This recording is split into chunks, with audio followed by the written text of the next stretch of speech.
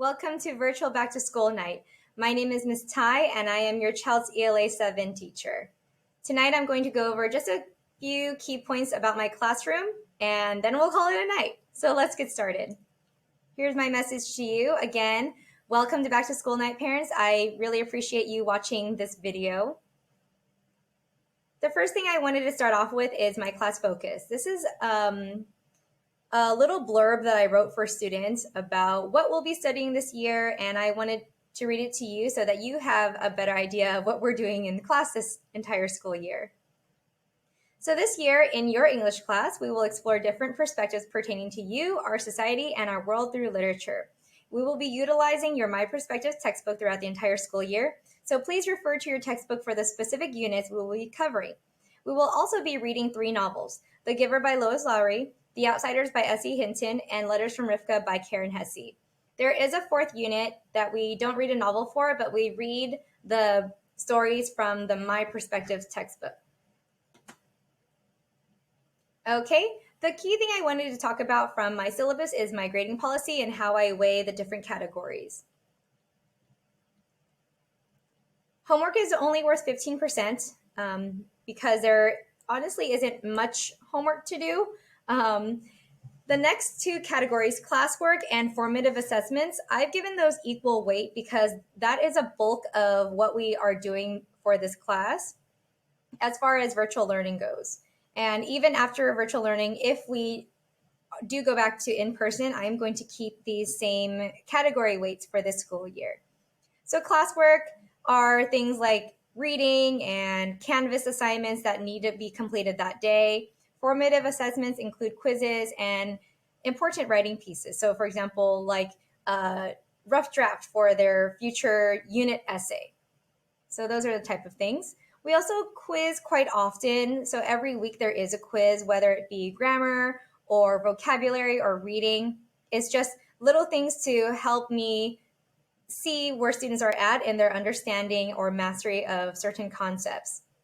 And the highest weighted category is the summative assessments, and those include tests and major writing pieces like the final draft of unit essays.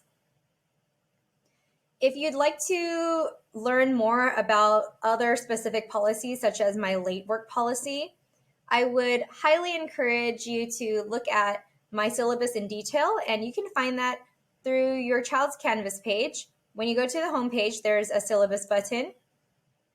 When you click on the syllabus button, my detailed syllabus is found if you click the Here buttons.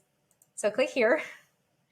And it's going to take you to another window. This next window, when you look at the last category or a banner here, or group, I don't know what to call it, you'll see it says downloadable files and PDFs. The first thing is my syllabus, so you can click on here and you can either download it or just view it in the next window, because I've also embedded it so that you do not have to download it in order to read through it.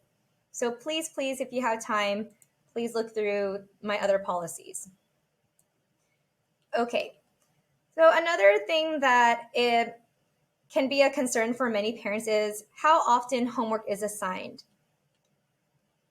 So longer homework assignments are given a week or more in advance, so students have an ample amount of time to complete it. For example, this Friday, students have a chapter 1 through 3 annotations reading log due, and they received that last week. So really, they had 2 weeks to complete this assignment, and I made sure to give it to them in advance because I know it's something that's going to take time. Shorter homework assignments, such as grammar worksheets out of their My Perspectives book, finishing up a chapter that we didn't finish in class, those are given 1 to 2 days to complete. Now I'd like to go over some classroom routines that I have every week and month. So let's start off with my weekly routines. Every Monday or the first day of the week that I see your child, I introduce a Beautiful Week to Be Alive story, and this is just an uplifting story to have students start off on a positive note for the rest of the week. And every Friday, we also have a student of the week, which I call a shout out. So I shout them out for being awesome. And there's also a prize associated with it, which I'll go over very soon. And then every month, we also celebrate the student of the month. And there's also a prize with that. So many prizes, I know. Okay, so what do they get if they get a shout out? I will mail a message to your child with a vinyl sticker where they choose a sticker from a certain category. Some of you may have already received the mail from me addressed to your child because it's been 4 weeks already. So I've given out three shout outs per period already. These are just examples of the stickers that students can choose from. So this is a slide that students have seen as well. How can they get a shout out? So being an all around great student and showing me that they're engaged in the class by either having their video on so that I can see their body language, participating in the chat when I ask a question, and even participating in the participants window when I ask them, please give me a thumbs up if you're ready to move on, or give me a green check mark if you understand what to do. So just different ways of them showing that they are engaged in the lesson. Following directions, of course, and completing work on time is very important. Being on time to class is also very important. I know we're virtual, but it is important to be on time so that there isn't information missed and I don't have to repeat myself that often. Respecting the teacher and their peers, and of course, having a positive attitude. If your child does receive Student of the Month for being an all around outstanding student, then they get to choose one of these flavors of Pocky. And they also receive a teacher lottery scratcher from me where I write in different prizes and they get to choose one of those prizes. And on the back of the lottery scratcher is also a personalized note that I wrote to your child. In this bullet point, I put this can be difficult each month just because I have so many amazing students that sometimes it's just so hard to choose. And if your child does get Student of the Month, then you or your child will have to come to the office actually to pick up their prize because this is something that I cannot send out through district mail.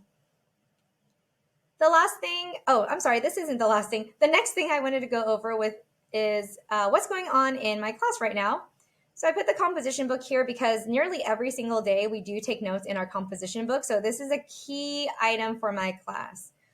And these will be collected after every couple of weeks, and your child will be taking pictures and submitting their pictures through Canvas. And right now we're reading The Giver, so I just put the book cover there. Okay, this is the last thing. So please reach out if you need to, and there are several ways to reach out to me. Well, actually, not really. Right now, you can reach out through email on Canvas or Synergy, and we can set up a Zoom meeting. And we would just talk about a date and time that's convenient for both of us. My usual availability is Monday through Thursday, 4 to 6 p.m. However, if you need to meet in the morning or after school on a Friday or even sometime on a weekend, we can also arrange that as well. And that's it. So thank you so much for joining me. I look forward to working with you and your child this school year, and have a good night. Thank you. Bye.